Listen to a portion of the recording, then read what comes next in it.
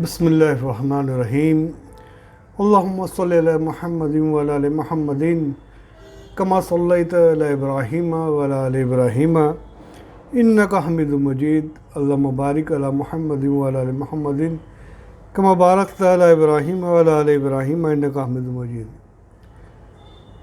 اللہ کے کرم سے آج ہم حیات الصحابہ کے درس میں چل رہے ہیں۔ آج کے حصے میں ہم سنیں گے کہ حضور صلی اللہ علیہ وسلم کا حضرت بشیر بن خصاصیہ رضی اللہ عنہ کو دعوت دینا، کہ آپ صلی اللہ علیہ وسلم نے کس قدر سے دعوت دی۔ آئیے سنتے ہیں۔ حضرت بشیر بن خصاصیہ رضی اللہ عنہ فرماتے ہیں، میں حضور اقدس صلی اللہ علیہ وسلم کی خدمت میں حاضر ہوا۔ آپ نے مجھے اسلام کی دعوت دی، پھر آپ نے مجھ سے فرمایا تمہارا کیا نام ہے؟ میں نے کہا نذیر۔ آپ نے فرمایا نہیں، بلکہ آج سے تمہارا نام بشیر ہے۔ آپ نے مجھے صفہ چبوترے پر ٹھہرایا جہاں غریب مہاجرین ٹھہرا کرتے تھے۔ آپ کی عادت شریفہ تھی کہ جب آپ کے پاس ہدیہ آتا تو خود بھی اس سے استعمال فرماتے اور ہمیں بھی اس میں شریک فرما لیتے، اور جب صدقہ آتا تو سارا ہمیں دے دیتے تھے۔ ایک رات آپ گھر سے نکلے بھی، میں بھی آپ کے پیچھے ہو لیا۔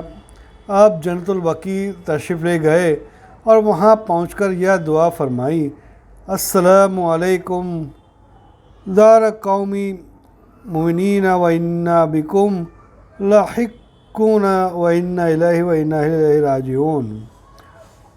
اور پھر فرمایا تم نے بہت بڑی خیر حاصل کر لی اور بڑے شر اور فتنے سے بچ کر تم آگے نکل گئے۔ اور میری طرف متوجہ ہو کر فرمایا کہ یہ کون ہیں؟ میں نے کہا بشیر۔ آپ نے فرمایا تم عمدہ گھوڑوں کو کثرت سے پالنے والے قبیلے رابعہ میں سے ہو، جو یہ کہتے ہیں کہ اگر وہ نہ ہوتے تو زمین اپنے رہنے والوں کو لے کر الٹ جاتی۔ کیا تم اس بات پر راضی نہیں ہو؟ اس قبیلے میں سے اللہ پاک نے تمہارے دل اور کان اور آنکھ کو اسلام کی طرف پھیر دیا۔ میں نے کہا یا رسول اللہ بالکل راضی ہوں۔ آپ نے فرمایا تم یہاں کیوں آئے ہو؟ میں نے کہا مجھے اس بات کا ڈر ہوا کہ آپ کو کوئی مصیبت نہ پہنچ جائے یا زمین یا کوئی زہریلا جانور نہ کاٹ لے۔ حضور صلی اللہ علیہ وسلم کا ایسے صحابی کو دعوت دینا جن کا نام نہیں بیان کیا گیا، چلے سنتے ہیں۔ کہ قبیلہ بل ادویہ کے ایک شخص کہتے ہیں کہ مجھے میرے دادا نے اپنے اسلام لانے کا قصہ اس طرح سے سنایا کہ میں مدینہ کے ارادے سے چلا تو ایک وادی کے پاس میں نے پڑاؤ ڈالا تو میں نے دیکھا کہ دو آدمی آپس میں بکری کا سودا کر رہے ہیں، اور خریدار بیچنے والے سے کہہ رہا ہے کہ مجھ سے خریدنے و بیچنے میں اچھا معاملہ کرو۔ تو میں نے دل سے کہا کہ یہ وہی ہاشمی ہے جس نے لوگوں کو گمراہ کیا ہے۔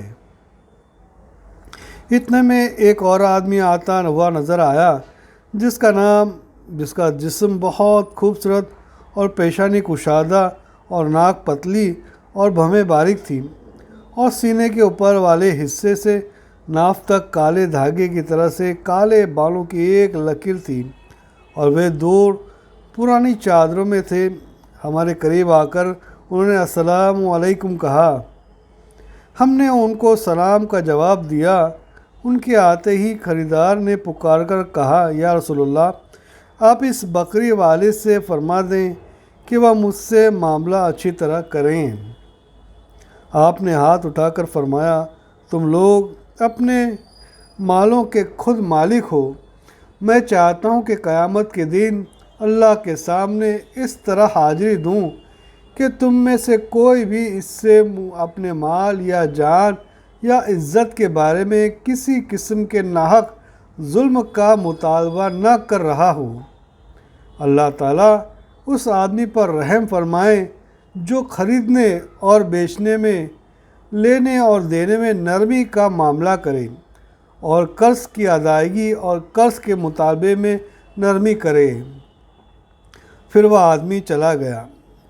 پھر میں نے دل سے کہا کہ اللہ کی قسم میں اس آدمی کے حالات اچھی طرح معلوم کروں گا، کیونکہ اس کی باتیں اچھی ہیں۔ میں آپ کے پیچھے ہو لیا اور میں نے آواز دی کہ اے محمد، آپ میری طرف پوری طرح مڑ کر متوجہ ہوئے اور فرمایا کہ تم کیا چاہتے ہو؟ میں آپ کے پیچھے ہو لیا اور میں نے آواز دی کہ اے محمد، آپ میری طرف پوری طرح مڑ کر متوجہ ہوئے اور فرمایا کہ تم کیا چاہتے ہو؟ میں نے کہا، آپ وہی ہیں جس نے نعوذ باللہ لوگوں کو گمراہ کیا اور انہیں ہلاک کر دیا اور ان کے باپ دادا جن خداؤں کی عبادت کرتے تھے ان سے روک دیا۔ آپ نے فرمایا، یہ سارے کام تو اللہ نے کیے ہیں۔ میں نے کہا کہ آپ کس چیز کی دعوت دیتے ہیں؟ آپ نے فرمایا کہ میں اللہ کے بندوں کو اللہ کی دعوت دیتا ہوں۔ میں نے کہا کہ آپ اس دعوت میں کیا کہتے ہیں؟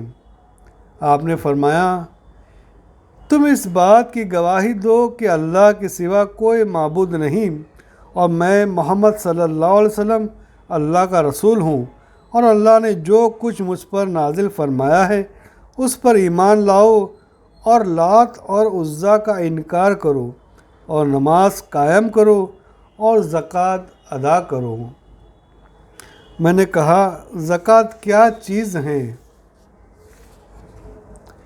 آپ نے فرمایا کہ ہمارے مالدار اپنے مال میں سے کچھ ہمارے غریبوں کو دیں۔ میں نے کہا کہ آپ جن چیزوں کی دعوت دیتے ہیں وہ تو بہت اچھی ہیں۔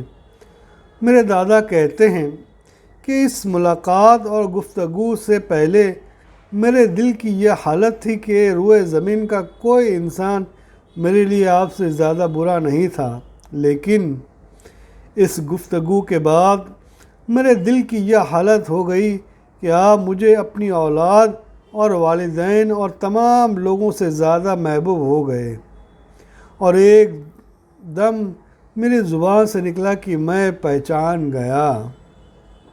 آپ نے فرمایا، تم پہچان گئے؟ میں نے کہا، جی ہاں۔ آپ نے فرمایا کہ تم اس بات کی گواہی دیتے ہو کہ میں اللہ کے سوا کوئی معبود نہیں، اور میں محمد صلی اللہ علیہ وسلم محمد اللہ کا رسول ہوں، اور جو کچھ اللہ نے مجھ پر نازل کیا ہے اس پر ایمان لاتے ہو؟ میں نے کہا، جی ہاں یا رسول اللہ، میرا خیال یہ ہے کہ فلاں چشمے پر جاؤں جس پر بہت سے لوگ ٹھہرے ہوئے ہیں، اور جن باتوں کی آپ نے مجھے دعوت دی ہے میں جا کر ان کو ان باتوں کی دعوت دوں۔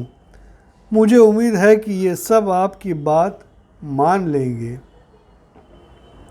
آپ نے فرمایا کہ ہاں جاؤ، ان کو دعوت دو، اور انہوں نے وہاں جا کر آپ سب کو دعوت دی، اور اس چشمے والے تمام مرد اور عورت سارے مسلمان ہو گئے۔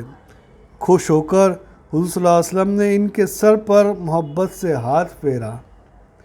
حضرت انس بن مالک رضی اللہ عنہ فرماتے ہیں کہ حضور صلی اللہ علیہ وسلم بنو نجار کے ایک آدمی کے پاس عیادت کے لیے تشریف لے گئے۔ آپ نے ان سے فرمایا کہ اے ماموں جان، آپ لا الہ الا اللہ پڑھ لیں۔ انہوں نے کہا کہ ماموں ہوں یا چچا؟ آپ نے فرمایا کہ آپ چچا نہیں ماموں ہیں، لا الہ الا اللہ پڑھ لیں۔ انہوں نے کہا کہ یہ میرے لیے بہتر ہے؟ آپ نے فرمایا کہ ہاں۔ حضرت انس رضی اللہ عنہ فرماتے ہیں کہ ایک یہودی لڑکا حضور صلی اللہ علیہ وسلم کی خدمت کیا کرتا تھا، وہ بیمار ہو گیا۔ آپ اس کی عیادت کے لیے تشریف لے گئے اور اس کے سرہانے بیٹھ گئے، پھر اس سے فرمایا کہ مسلمان ہو جاؤ۔ اس کا باپ بھی وہیں اس کے پاس تھا۔ وہ اپنے باپ کی طرف دیکھنے لگا۔ باپ نے کہا، ابو القاسم یعنی حضور صلی اللہ علیہ وسلم کو مان لو۔ وہ مسلمان ہو گیا۔ آپ یہ فرماتے ہوئے باہر تشریف لائے، تمام تعریفیں اس اللہ کے لیے ہے جس نے اسے دوزخ کی آگ سے بچایا۔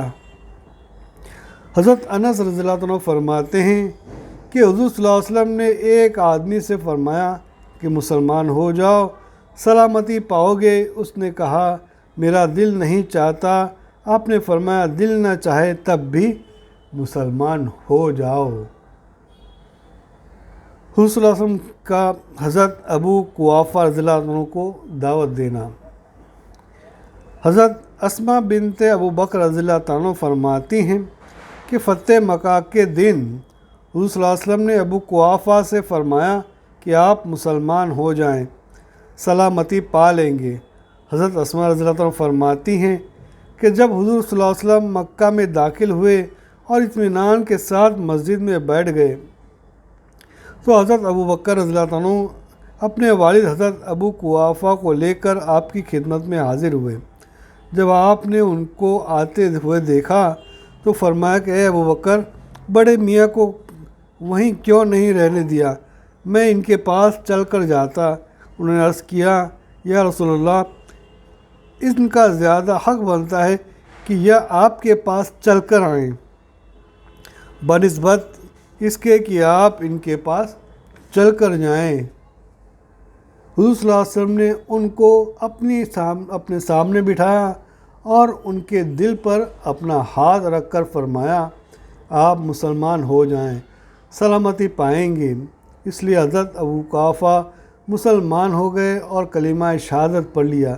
جب حضرت ابو قحافہ حضور صلی اللہ علیہ وسلم کی خدمت میں لے آئے گئے تو ان کے سر اور داڑھی کے بال سگامہ بوٹی کی طرح سفید تھے۔ آپ نے فرمایا اس سفیدی کو بدل دو لیکن کالا خضاب نہ کرنا۔ اللہ ہم سب کو اس چیز کو سمجھنے کی توفیق عطا فرماوے اور اس پر عمل کرنے کی توفیق فرمائے۔ یہ حیات الصحابہ کا درس شروع کرنے کا مقصد جو ہے کہ کس طرح سے صحابہ رضی اللہ عنہ کی زندگی میں دین آیا ہے اور آپ نے حضور پاک صلی اللہ علیہ وسلم کی خدمت میں حاضر ہو کر کس طرح سے دین کو قبول کیا ہے اور اپنی زندگی اس ایمان پر، اس کلمے پر اپنے آپ کو کھپایا ہے۔ اس کو ہم خود بھی سنیں، سمجھیں، اس پر عمل کریں اور اپنا ایمان بھی ایسا بنانے کے اللہ سے دعا کریں اور مانگیں اللہ کے پاس کہ اللہ ہمارا بھی ایمان اس طرح سے بنا دیں اور ہماری زندگی بھی صحابہ جیسی بنا دیں۔ یہ اس کا مقصد ہے۔ ہم جو بھی سنیں اس کو خود بھی نہ عمل کرتے ہوئے دوسروں تک پہنچانے کی فکر کریں۔ اللہ ہم سب کو کہنے سننے سے زیادہ عمل کی توفیق عطا فرمائے۔ سبحان اللہ و بحمدہ، سبحانک اللہم و بحمدک ونشہد ان لا الہ الا انت ونستغفرک ونتوب الیک۔ سبحان ربک رب العزۃ عما یصفون والسلام علی المرسلین والحمد للہ رب العالمین۔